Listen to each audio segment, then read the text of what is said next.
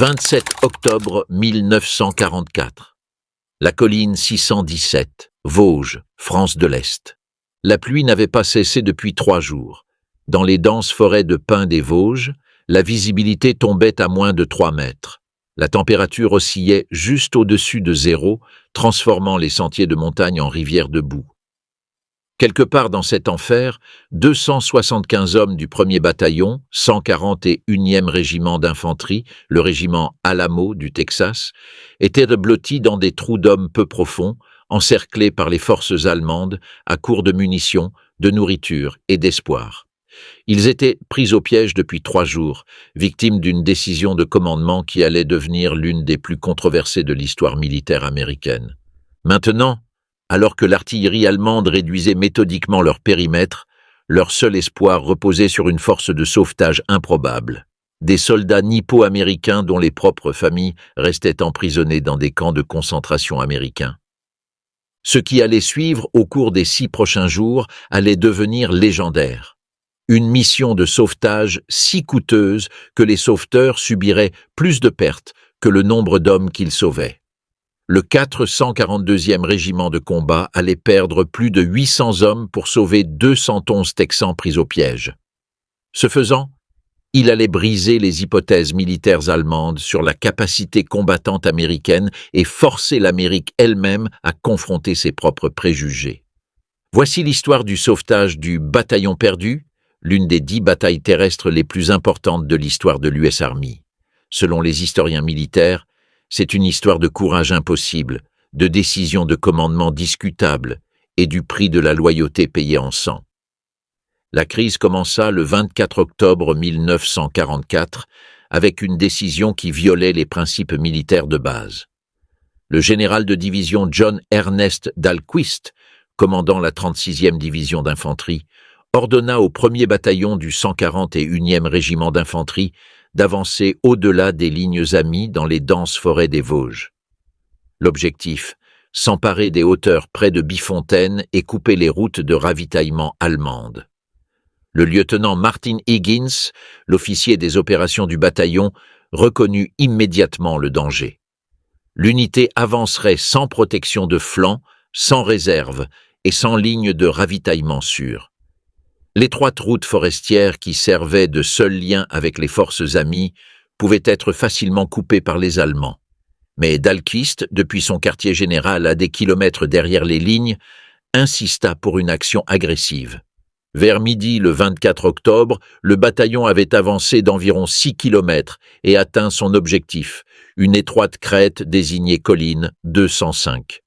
Ils établirent des positions défensives parmi les pins et attendirent que le reste du régiment les rejoigne. Cette jonction n'arriva jamais. La 19e armée allemande du général Friedrich Wiese avait attendu exactement cette opportunité. Les forces de la Wehrmacht s'étaient délibérément retirées de certaines positions, permettant aux Américains d'avancer dans ce que les stratèges militaires appellent un encerclement planifié. Une fois le bataillon en position, les forces allemandes frappèrent simultanément de 3 directions. Des éléments du 2001e bataillon de montagne allemand s'emparèrent des hauteurs surplombant la position américaine. Le 933e régiment de grenadiers coupa la route de ravitaillement derrière eux. D'autres unités allemandes scellèrent les brèches restantes. En quelques heures, le 1er bataillon était complètement encerclé par environ 6 000 à 8 000 soldats allemands. Les forces allemandes avaient repassé des semaines à préparer des positions défensives dans les Vosges. Elles avaient construit des bunkers renforcés, posé des milliers de mines, incluant des mines à sabots en bois invisibles aux détecteurs de métaux, et positionné l'artillerie sur des pentes inversées où les tirs de contre-batterie américains ne pouvaient les atteindre. Le plus dévastateur était leur usage d'obus à air burst. Des obus réglés pour exploser dans la canopée de la forêt, créant des pluies mortelles d'éclats de métal et d'éclats de bois qui rendaient les trous d'hommes presque inutiles. En 24 heures, la situation du bataillon encerclé devint critique. Les Allemands lancèrent des attaques de reconnaissance depuis plusieurs directions tout en maintenant un harcèlement constant aux mortiers et à l'artillerie. Les Américains, qui s'attendaient à une brève avancée, n'avaient que des charges de combat de base en munitions et 3 jours de ration. L'eau devint la pénurie la plus critique. La seule source était un ruisseau à 55 mètres à l'extérieur du périmètre, complètement exposé aux positions de mitrailleuses allemandes. Des hommes rampèrent la nuit, se pressant dans la boue tandis que des traceurs passaient au-dessus, essayant de remplir des gourdes et des casques. Beaucoup ne revenaient pas. Les tentatives de ravitaillement par air échouèrent à répétition. Des P-47 Thunderbolt du 365e Fighter Group larguèrent des ravitaillements par parachute. Mais dans la forêt dense et le brouillard, la plupart des paquets tombèrent entre les mains allemandes ou se perdirent dans la nature. Sur de nombreux largages tentés, le bataillon isolé n'en récupéra qu'une poignée. Le 26 octobre, d'autres éléments du 140 et 1e d'infanterie tentèrent le premier sauvetage. Ils avancèrent de moins de 750 mètres avant que les défenses allemandes ne les stoppent net. Le 142e régiment d'infanterie essaya ensuite, tentant de contourner les positions allemandes par une vallée voisine. Ils marchèrent dans un champ de mines couvert par de l'artillerie pré-réglée et durent se retirer après de lourdes pertes. L'opérateur radio Irwin Blonder maintint un contact intermittent avec le quartier général de la division en utilisant la dernière radio SCR 300 fonctionnelle du bataillon. Une puissance de batterie limitée signifiait qu'il ne pouvait transmettre que 2 fois par jour. Les messages devinrent de plus en plus désespérés à mesure que les jours passaient, demandant des fournitures médicales, des munitions et un secours immédiat. Le 27 octobre, alors que les tentatives de sauvetage conventionnelles continuaient d'échouer, le général Dahlquist prit la décision qui allait définir son héritage controversé. Il ordonna au 442e régiment de combat de percer jusqu'au « bataillon perdu ». Ces mots exacts, enregistrés par son aide, furent « Sortez-les, quel qu'en soit le prix ». Le 442e venait juste d'être retiré de la ligne de front après 9 jours de combat continu pour libérer les villes de Bruyères et Bifontaine. Ils avaient subi des pertes significatives et n'étaient en réserve que depuis 36 heures. Pas assez de temps pour intégrer des remplaçants, réparer l'équipement ou se reposer. Beaucoup de soldats portaient encore des uniformes d'été dans les conditions glaciales de montagne. Le 442e était unique dans l'armée américaine, une unité ségrégée composée entièrement de soldats nippo-américains, des Nisei, américains de seconde génération d'origine japonaise. Alors qu'ils combattaient en Europe, environ 120 000 nippo-américains, dont beaucoup de leurs familles, restaient emprisonnés dans des camps à travers l'Ouest américain, détenus sans procès en vertu de l'Executive Order 9066. La devise de l'unité était « Go for broke », un pidgin hawaïen signifiant « tout risquer dans un effort suprême ». Il s'était déjà distingué en Italie, gagnant plus de décorations en 6 mois que la plupart des unités n'en obtenaient en des années. Le lieutenant-colonel Virgil Miller, commandant le 100e bataillon d'infanterie rattaché au 442e, protesta contre l'ordre directement auprès de Dahlquist. Ces hommes avaient désespérément besoin de repos et d'équipements d'hiver. La réponse de Dahlquist fut brutale. Des soldats américains mouraient et le 442e les sauverait. À 4 heures, le 28 octobre, le 442e commença son avancée. Le plan prévoyait que le 100e bataillon attaque sur le flanc droit, le 2e bataillon sur la gauche, avec le 3e en réserve. Le 522e bataillon d'artillerie de campagne fournirait un soutien, bien que la forêt et la météo rendent les tirs précis presque impossibles. Les conditions étaient infernales. La pluie avait transformé chaque sentier en boue. Les Allemands avaient passé des semaines à préparer des champs de tir imbriqués, à miner les approches et à régler l'artillerie sur chaque avenue d'avance possible. Le premier contact arriva juste après l'aube. Les éléments de tête de la compagnie E marchèrent dans une embuscade. Des mitrailleuses allemandes MG-42 ouvrirent le feu depuis des positions camouflées à bout portant. En quelques secondes, plusieurs soldats étaient à terre. La réponse du 442e fut immédiate et violente. Plutôt que de chercher un abri et d'appeler l'artillerie, ils fixèrent les baïonnettes et chargèrent directement dans les positions allemandes. Cette tactique, assaut frontal contre des positions fortifiées, violait la doctrine militaire américaine qui privilégiait la puissance de feu à la manœuvre. Mais les soldats Nisei avaient appris qu'un combat rapproché agressif pouvait surmonter les avantages défensifs.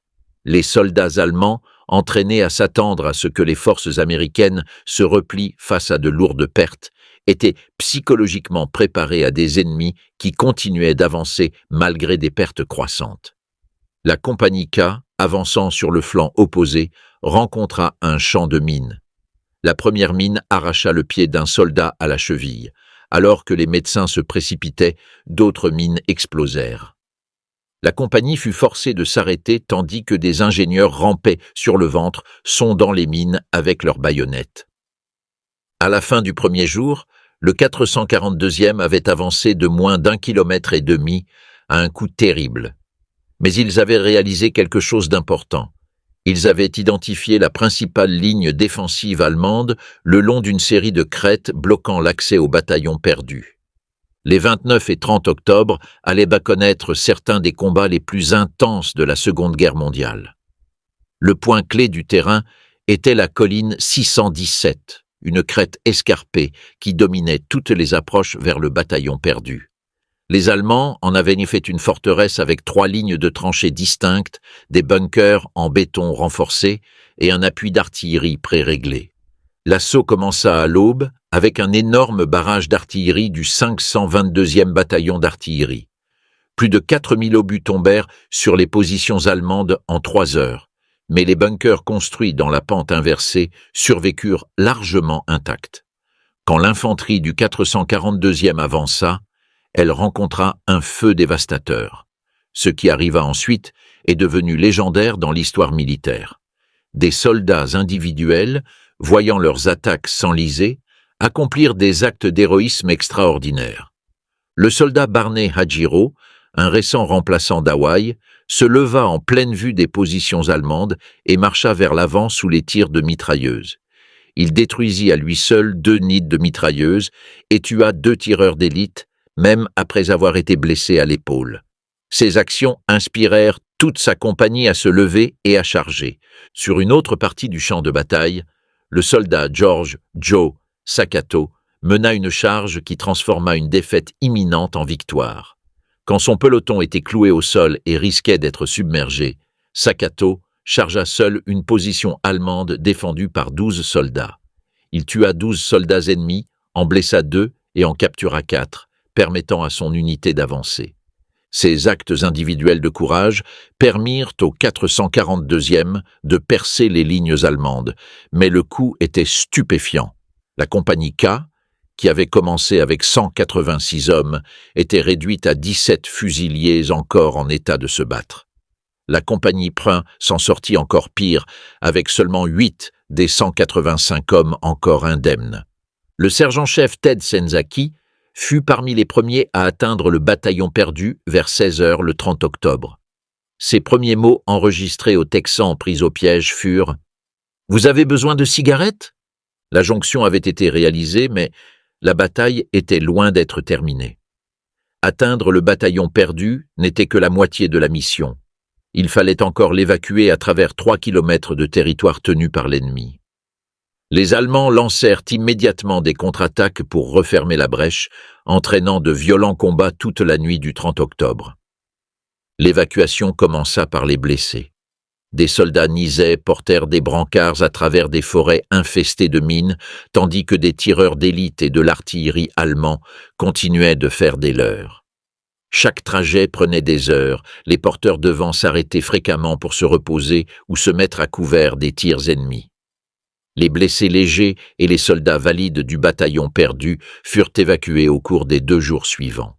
Durant cette période, le 442e dut maintenir le corridor ouvert contre les tentatives allemandes répétées de le couper. Les combats étaient souvent au corps à corps, les soldats utilisant des couteaux, des pelles et des crosses de fusil quand les munitions venaient à manquer. Au 1er novembre, les 211 membres survivants du bataillon perdu avaient tous été évacués. Le 1er bataillon du 141e d'infanterie avait perdu 64 hommes pendant son encerclement, mais le 142e avait payé un prix bien plus élevé, plus de 800 pertes en 6 jours de combat. Le 12 novembre 1944, le général Dahlquist ordonna au 442e de se rassembler pour une cérémonie de reconnaissance. Il s'attendait à voir le régiment complet, environ 3000 hommes. À la place, moins de 900 soldats se tenaient en formation. Selon de nombreux témoins, Dahlquist demanda au lieutenant-colonel Virgil Miller où était le reste du régiment. La réponse de Miller devint légendaire parmi les vétérans. « Mon général, c'est le régiment. Les autres sont soit morts, soit à l'hôpital. » Les pertes dévastatrices soulevèrent immédiatement des questions sur le leadership de Dahlquist. Pourquoi avait-il envoyé le 1er bataillon dans une position aussi exposée? Pourquoi avait-il choisi le 442e sous-effectif pour le sauvetage, alors que d'autres unités plus grandes étaient disponibles? Beaucoup de vétérans et d'historiens ont conclu que Dahlquist considérait les soldats nippo-américains comme plus sacrifiables que les unités blanches. La controverse s'approfondit lorsque, malgré les pertes dévastatrices du régiment, Dahlquist leur ordonna de continuer les opérations offensives pendant 9 jours de plus avant de finalement les laisser se reposer. Des années plus tard, quand Dahlquist approcha le lieutenant-colonel Gordon Singer à Fort Bragg en disant « Laissons le passé derrière nous », Singer refusa apparemment de lui serrer la main devant des officiers assemblés. L'héroïsme déployé pendant le sauvetage du bataillon perdu aurait dû aboutir à de nombreuses Medals of Honor. Initialement, cependant, aucun soldat ne reçut la plus haute décoration américaine pour cette action. Des Distinguished Service Cross furent décernés à des soldats dont les actions correspondaient clairement aux critères de la Medal of Honor. Un schéma de discrimination qui affecta les soldats asiatiques américains durant toute la guerre. Il faudrait plus de 50 ans pour que justice soit rendue. Dans les années 1990, le Congrès ordonna une révision des Distinguished Service Cross décernés aux vétérans asiatiques américains de la Seconde Guerre mondiale. Le comité d'examen découvrit une discrimination systématique dans l'attribution des médailles. Le 21 juin 2000, le président Bill Clinton remit la Medal of Honor à 22 vétérans asiatiques américains de la Seconde Guerre mondiale, dont Barney Adjiro et George Sakato à titre posthume, pour leurs actions pendant le sauvetage du bataillon perdu. Dans son discours, Clinton reconnut l'injustice. Rarement une nation a-t-elle été aussi bien servie par un peuple qu'elle a si maltraité. Les statistiques du sauvetage du bataillon perdu racontent une histoire brutale. Hommes sauvés, 211 membres survivants du 1er bataillon, 140 et 1e d'infanterie. Perte du 442e, plus de 800 tués, blessés et disparus. Ratio des pertes, près de 4 pour 1. Jours de combat, 6 jours pour atteindre le bataillon, 9 jours supplémentaires d'opérations continues. Mais les chiffres ne peuvent capturer la dimension humaine. C'étaient des soldats américains dont les familles étaient emprisonnées par leur propre gouvernement, qui s'étaient portés volontaires pour se battre pour un pays qui mettait en doute leur loyauté, qui subirent des pertes qui auraient brisé la plupart des unités, tout cela pour prouver qu'ils étaient suffisamment américains. L'impact psychologique sur les survivants fut sévère. Beaucoup souffrirent de ce que nous reconnaissons maintenant comme un trouble de stress post-traumatique, bien que le soutien en santé mentale pour les vétérans fût minimal à l'époque. Le concept culturel japonais de gaman, endurer l'insupportable avec patience et dignité, signifia que la plupart souffrirent en silence. Les archives militaires allemandes et les récits d'après-guerre révélèrent que les forces de la Wehrmacht n'étaient pas préparées à l'intensité de l'assaut du 442e. Les soldats nippo-américains violèrent les attentes tactiques allemandes. Ils attaquèrent des positions fortifiées de front, acceptèrent des pertes qui auraient dû stopper toute avancée et continuèrent à se battre même quand ils étaient blessés. Les rapports d'après-action du général Friedrich Wiese notèrent que le 442e fit preuve d'un mépris pour les pertes sans précédent dans notre expérience de combat contre les forces américaines. Des soldats allemands rapportèrent que des soldats nisais blessés continuaient à se battre, que les unités maintenaient leur cohésion malgré des pertes dépassant 75%, et que l'intensité des combats rapprochés dépassait tout ce qu'ils avaient connu. La défaite dans les Vosges força le commandement militaire allemand à réévaluer ses hypothèses sur les capacités militaires américaines et sur le rôle des minorités raciales dans l'US Army. Les soldats nippo-américains supposément inférieurs avaient percé des positions que la Wehrmacht considérait imprenables. La relation entre les Texans sauvés et leurs sauveteurs Nisei devint l'un des héritages les plus durables de la bataille. Beaucoup des Texans avaient grandi dans le sud ségrégué et n'avaient jamais rencontré de nippo-américains auparavant. L'épreuve partagée transforma la suspicion initiale en une fraternité à vie. En 1962, le gouverneur du Texas, John Connally, proclama que tous les membres du 442e étaient Texans d'honneur en reconnaissance de leur sacrifice. Les vétérans des deux unités maintinrent le contact pendant des décennies, assistant aux réunions, mariages et enterrements des uns et des autres. Quand des sentiments anti-japonais se réveillèrent pendant les crises économiques des décennies suivantes, les vétérans du bataillon perdu furent parmi les premiers à s'exprimer en défense des nippo-américains. Ils comprenaient, peut-être mieux que quiconque, le prix que les Nisei avaient payé pour prouver leur loyauté. Le sauvetage du bataillon perdu eut des implications bien au-delà de son importance militaire.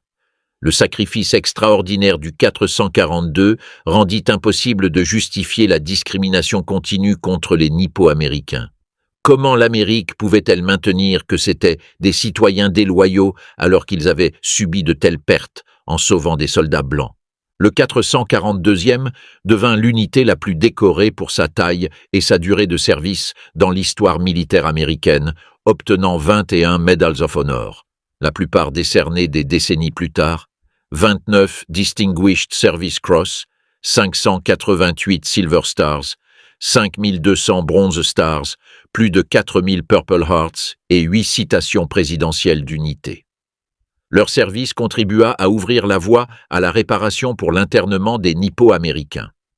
En 1988, le président Ronald Reagan signa le Civil Liberties Act, présentant des excuses officielles pour l'internement et accordant des compensations aux survivants. Beaucoup de vétérans du 442e furent instrumentaux dans l'obtention de cette reconnaissance. Les historiens militaires continuent de débattre si le sauvetage du bataillon perdu était nécessaire et si l'utilisation du 442 constituait de la discrimination. L'épreuve suggère des motivations complexes et des préjugés systémiques. Le général Dahlquist assigna régulièrement le 442e aux missions les plus dangereuses. Il ignora les demandes de repos et de renfort.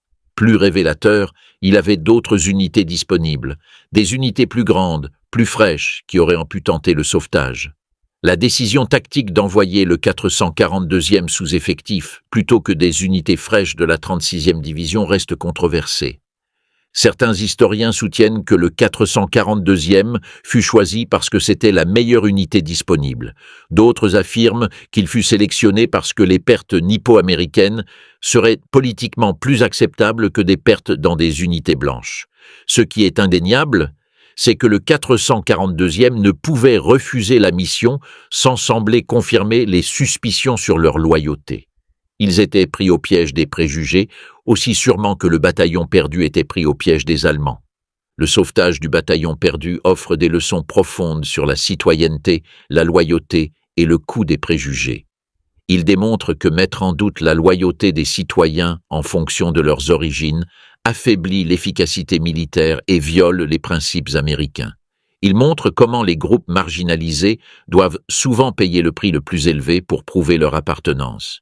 Plus important encore, il prouve que l'identité américaine n'est pas déterminée par l'ascendance, mais par le sacrifice et le service. Les soldats Nisei définirent le patriotisme non comme une allégeance aveugle, mais comme le fait de se battre pour les idéaux américains, même quand l'Amérique n'atteignait pas ses idéaux. Le sauvetage démontra aussi la force que la diversité apporte aux forces militaires.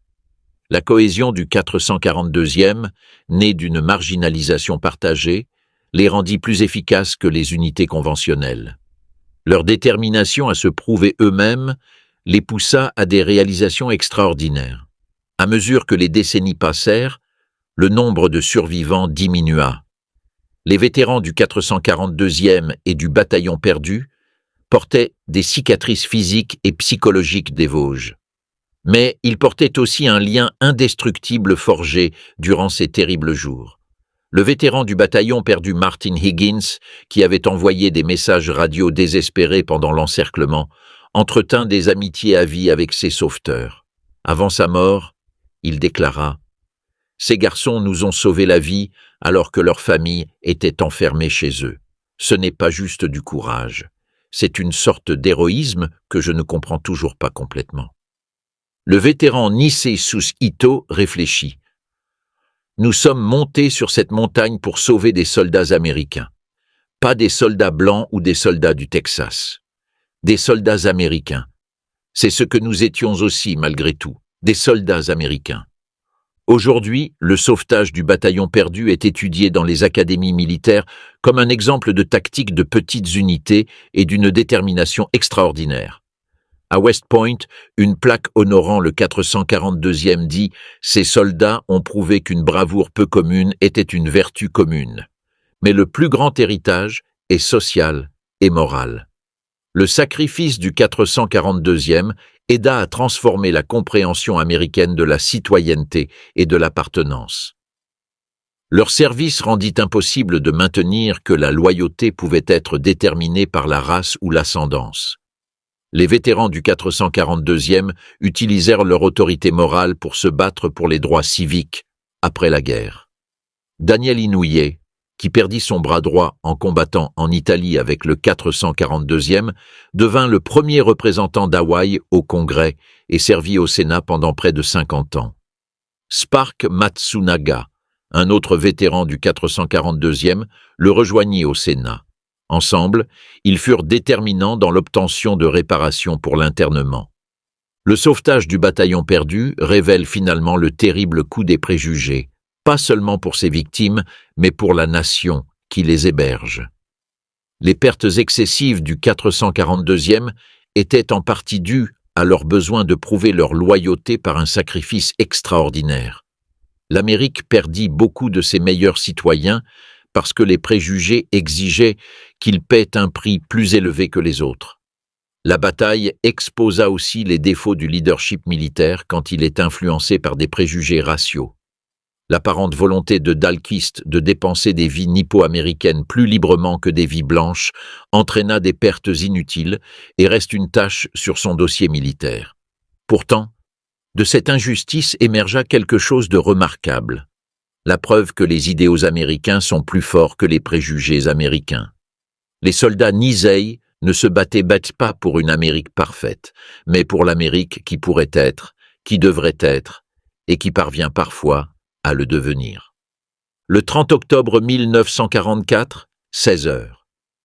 Le sergent-chef Ted Senzaki du 442e régiment de combat émerge de la forêt et prend contact avec le bataillon perdu. Après 6 jours des combats les plus sanglants du théâtre européen, après plus de 800 pertes, la jonction est réalisée. Les Texans épuisés peuvent à peine croire que leurs sauveteurs sont nippo-américains. Certains n'avaient jamais rencontré d'Asiatiques américains auparavant. Pourtant, les voilà, ayant payé un prix presque inimaginable pour sauver des camarades américains. Ce moment, où les préjugés rencontrèrent le sacrifice, où les suppositions rencontrèrent la réalité, où des Américains sauvèrent des Américains indépendamment de la race, résume à la fois la tragédie et le triomphe du sauvetage du bataillon perdu. Il représente l'Amérique à son pire, en voyant des citoyens mourir pour prouver leur loyauté tout en emprisonnant leurs familles. Mais il représente aussi l'Amérique à son meilleur, quand le courage transcende les préjugés et qu'un sacrifice partagé crée des liens indestructibles. En 2000, le monument Go for Broke fut inauguré à Los Angeles, honorant tous les soldats nippo-américains de la Seconde Guerre mondiale. Le monument liste plus de 16 000 noms de ceux qui servirent, dont plus de 700 qui moururent au service. Lors de l'inauguration, le secrétaire aux anciens combattants Herschel Gobert déclara « Ces soldats menèrent 2 guerres, une contre le fascisme à l'étranger, une contre les préjugés chez eux. Ils gagnèrent les 2, bien qu'à un coût qui devrait tous nous humilier. » Le monument porte la devise du 442e, « Go for broke ». Mais peut-être que l'hommage le plus approprié vient des vétérans du bataillon perdu eux-mêmes, qui insistèrent pour que les noms de leurs sauveteurs soient inclus sur leurs propres mémoriaux. Comme le dit un vétéran du Texas, « Ce sont nos frères, ils l'ont mérité avec leur sang ». Le sauvetage du bataillon perdu transcende l'histoire militaire pour devenir un moment déterminant de l'identité américaine. Il prouva que l'héroïsme n'a pas de couleur, que la loyauté ne peut être prédite par l'ascendance, et que le patriotisme le plus profond vient souvent de ceux qui ont le plus de raisons de douter de leur pays. Les officiers allemands, qui considéraient les Nisais comme des combattants inférieurs, apprirent que le courage transcende la race. Les généraux américains, qui les voyaient comme sacrifiables, apprirent que la vie de chaque citoyen a une valeur égale. Les soldats du Texas, qui n'avaient jamais rencontré de nippo-américains, apprirent que la fraternité se forge dans le sacrifice, non dans le sang. Le plus important, l'Amérique apprit que ses plus grands défenseurs pouvaient venir de ses communautés les plus marginalisées, que la force réside dans la diversité et que le vrai test de la citoyenneté n'est pas de savoir si vous vous battez pour un pays parfait, mais si vous vous battez pour rendre votre pays plus parfait. Les historiens militaires continuent d'étudier le sauvetage du bataillon perdu comme l'un des épisodes les plus extraordinaires de l'histoire militaire américaine. La réussite tactique, percer des positions allemandes préparées malgré un désavantage écrasant, reste impressionnante, mais la signification morale éclipse l'accomplissement militaire. Le sauvetage démontra que les idéaux américains, égalité, justice, liberté, pouvaient triompher des préjugés américains.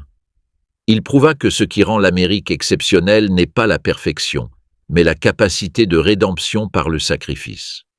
D'un point de vue purement militaire, l'opération fut coûteuse. Plus de 800 pertes pour sauver 211 hommes violent tous les principes d'économie militaire. Mais l'histoire juge avec des mesures différentes des manuels militaires. Certaines victoires valent n'importe quel prix. Certaines positions doivent être tenues quel qu'en soit le coût. Certains principes doivent être défendus jusqu'à la mort. Le 442e comprit cela. Ils montèrent sur cette montagne, non seulement pour sauver le bataillon perdu, mais pour sauver la prétention de l'Amérique au leadership moral. Ils ne se battirent pas seulement contre les forces allemandes, mais contre les préjugés qui mettaient en doute leur place en Amérique. Ils ne saignèrent pas seulement pour une victoire militaire, mais pour le principe que tous les Américains sont créés égaux. L'histoire du sauvetage du bataillon perdu est finalement une histoire sur la complexité de l'identité américaine et le pouvoir rédempteur du sacrifice. Elle nous rappelle que la citoyenneté se gagne non par le droit du sang, mais par le service. Que les préjugés affaiblissent la nation qu'ils prétendent protéger. Et que la force de l'Amérique ne réside pas dans l'uniformité de son peuple, mais dans leur détermination commune à forger un destin commun. Le 442e régiment de combat alla « Go for broke » dans les montagnes des Vosges. Ils donnèrent tout, ne retinrent rien. Ce faisant, ils ne sauvèrent pas seulement 211 soldats pris au piège. Ils aidèrent à sauver l'âme de l'Amérique, prouvant que même dans ces moments les plus sombres de préjugés et de peur, la nation pouvait produire des citoyens d'un courage si extraordinaire que l'ennemi comme l'allié en resterait en admiration. La forêt a repris la colline 617. Les trous d'hommes se sont remplis de feuilles mortes. Les bunkers se sont effondrés. Mais le souvenir perdure de jeunes hommes qui gravirent une montagne impossible, qui saignèrent pour ceux qui les méprisaient, qui moururent pour un pays qui n'avait pas encore appris à les aimer en retour. Ils étaient le 442e régiment de combat.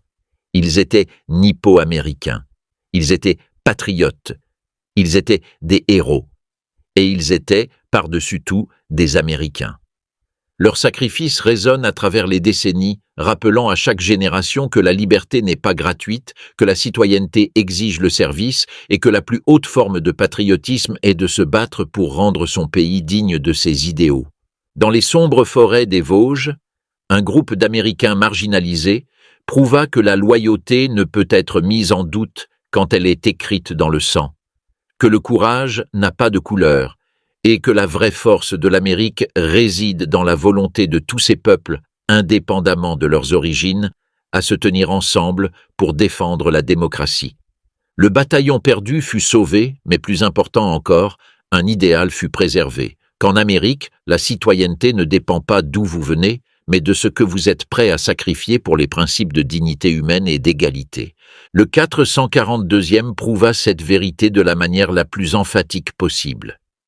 Ils gagnèrent leur place en Amérique non par des mots, mais par des actes, non par le droit du sang, mais par le sacrifice, non par l'acceptation, mais par un courage indéniable.